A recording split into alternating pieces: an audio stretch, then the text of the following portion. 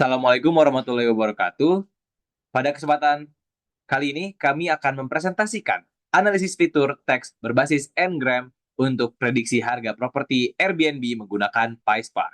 Nah, ini juga menjadi mini project mata kuliah infrastruktur teknologi Big Data kami.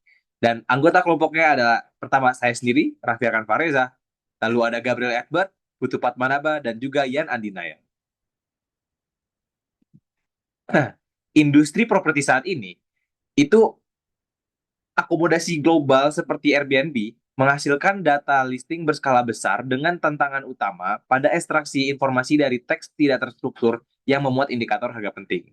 Nah, makanya perlu analisis teks tidak terstruktur berskala besar melalui PySpark. Nah, tujuan proyek kami ini adalah untuk membuat arsitektur scalable yang dimana akan kami gunakan untuk natural language processing dan pada akhirnya akan kami optimasi model tersebut agar mendapatkan performa terbaik.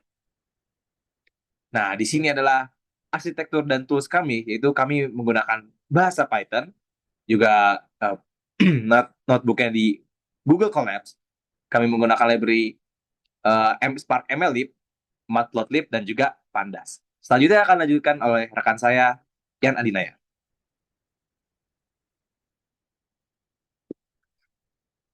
Oke, baik. Di sini saya Yana Naya Ardika akan melanjutkan penjelasan eh, dari mini project kami. Di sini metodologi yang kami gunakan yaitu yang pertama kami menggunakan data ingestion dan cleaning, kemudian kami melakukan EDA atau exploratory data analysis, kemudian ada fitur engineering-nya untuk data yang non-text, kemudian selanjutnya ada text processing untuk data yang text. Kemudian setelah semuanya sudah dirasa clean, akan dilanjutkan ke tahap modeling dan evaluasi. Nah, di sini overview datanya yaitu di mana total datanya ada 261.000 baris dengan tipe data heterogen atau campuran, di mana datanya ini terdapat data numerik dan tidak terstruktur dengan variabel targetnya yaitu price untuk harga sewa per malamnya. Di sini tipe permasalahannya regresi dan dapat dilihat bahwa di sini terdapat gambar untuk distribusinya untuk si targetnya atau labelnya. Di sini data terstrukturnya terdapat ada informasi host, fisik property, rating, dan review. Kemudian ada ketersediaannya juga. Kemudian untuk data tidak terstrukturnya terdapat deskripsinya, kemudian amenities, neighborhood, dan host about. Selanjutnya untuk sampel teks data tidak terstrukturnya, yang tadi deskripsi, salah satu value-nya ada nestled in the vibrant heart of the bla bla bla. Kemudian ada yang kedua atributnya ada amenities, microwave seperti microwave, free parking on premises, kemudian trash compactor dan lain-lain. Kemudian untuk yang ketiga neighborhood, di sini ada beberapa yaitu yang pertama ada Vienna, Wien, dan Austria. Dan untuk host about salah satu sampel teksnya yaitu ada my wife, Lindsay, and I are bla bla bla gitu. Ini merupakan beberapa contoh untuk sampel teks di data tidak terstrukturnya.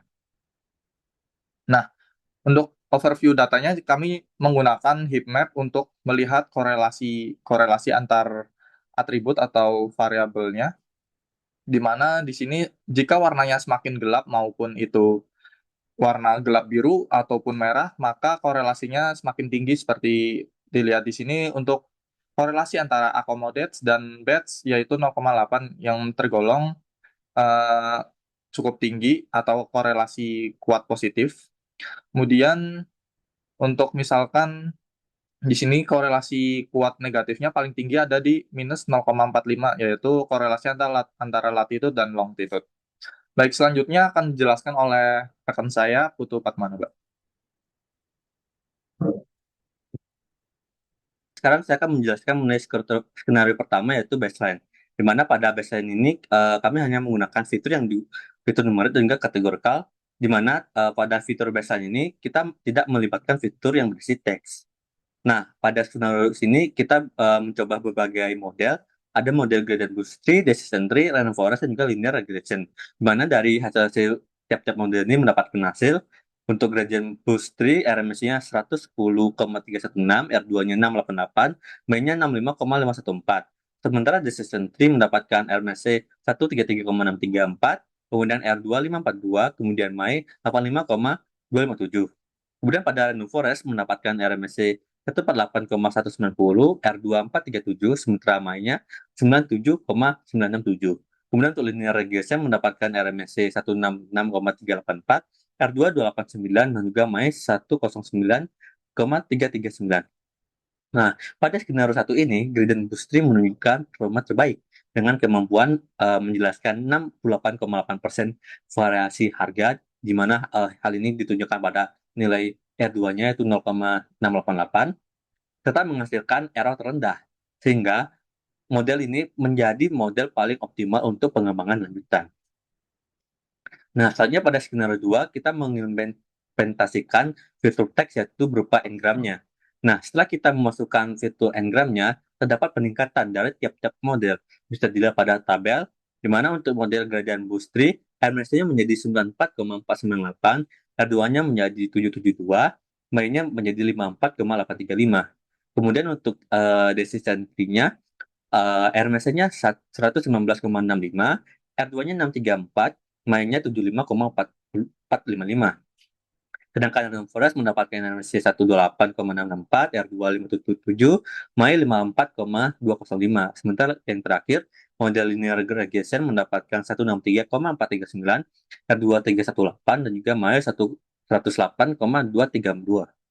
Nah, dari integrasi fitur teks, ini mempertahankan gradient boostry sebagai model terbaik, sekaligus meningkatkan performa secara signifikan, di mana hal ini ditunjukkan oleh kenaikan R kuadrat atau R2 menjadi 0,772 dan penurunan RMC, di mana hal ini menegaskan bahwa kontribusi fitur teks terutama Ngram terhadap sangat berpengaruh dalam peningkatan akurasi prediksi harga.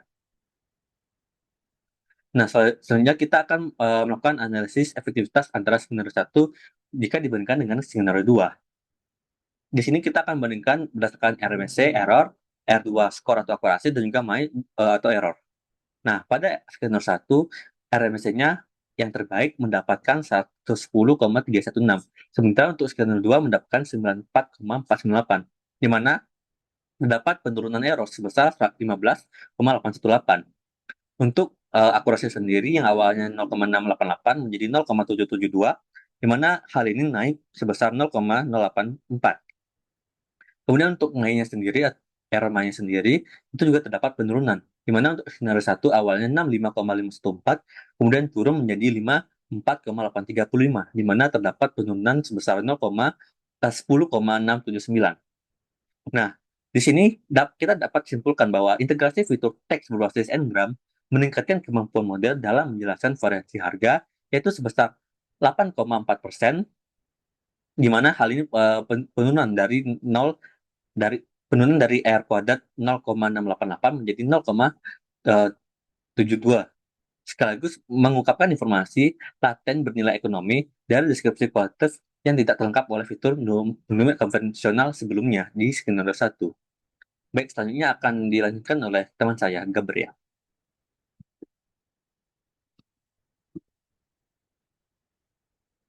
Oke, baik, kita masuk pada perbandingan performa di mana dengan melihat tiga grafik di sini terdapat selisih yang lumayan, penurunan dari RMSE, R2 dan MAI yang cukup lumayan.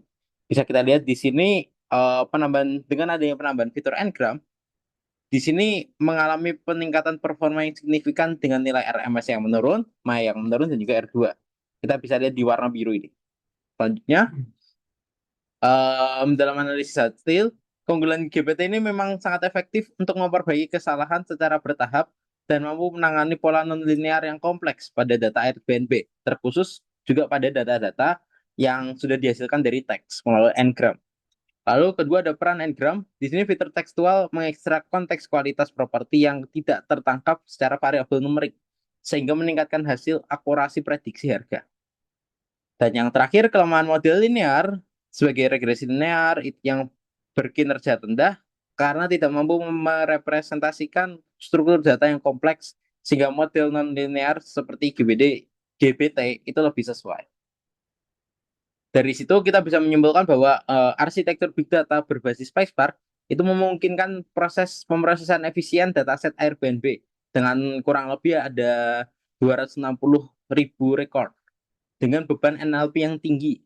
Sementara integrasi dengan fitur Ngram secara signifikan meningkatkan performa prediksi. Salah satu contohnya dari R kuadrat berubah menjadi 0,772 dan RMSE menjadi minus 15 nih.